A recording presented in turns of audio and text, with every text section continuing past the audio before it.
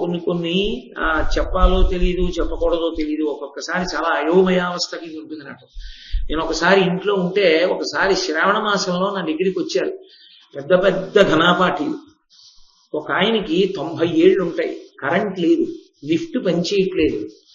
ఆయన అతి కష్టం మీద పక్కన ఇద్దరు శిష్యులు భుజాలు పట్టుకుంటే ఎక్కి వచ్చారు.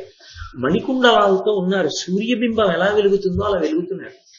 పాపం మా ఇంట్లోకి వచ్చి 4 నిమిషాలు రొక్కుతూనే ఉన్నారు.